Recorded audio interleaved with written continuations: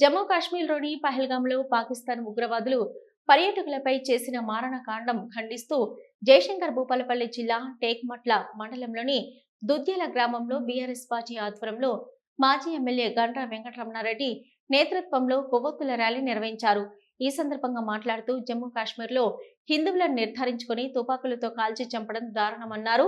దీనిని ప్రతి భారతీయుడు ఒకటే సంఘటితంగా పాకిస్తాన్ తీవ్రవాదులను ఎదుర్కోవాల్సిన అవసరం ఎంతైనా ఉందన్నారు.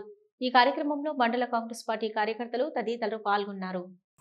భారతదేశం నుంచి, తెలంగాణ నుంచి, ఆంధ్ర నుంచి, కేరళ నుంచి, కర్ణాటక నుంచి ఎక్కడెక్కడి నుంచో పోయినటువంటి మరి ఎండాకాలం అక్కడ సేద తీసుకుందామని కాశ్మీర్ అందాలను తిలకించడానికి పోయినటువంటి మరి వాళ్ళను విచక్షణ రహితంగా కాల్చి చంపడం ఏదైతుందో ఇది చాలా దుర్మార్గమైంది.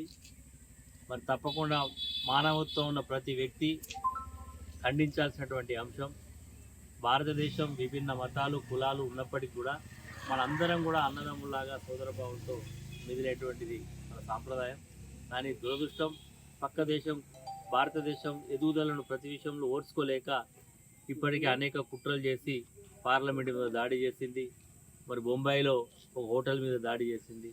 ఇట్లా ఒక్కొక్కటి కూడా మరి చేస్తున్న ఈ మధ్యకాలంలో ఘాటైనటువంటి సమాధానం మన భారతదేశం చెప్పుకుంటూ వచ్చింది.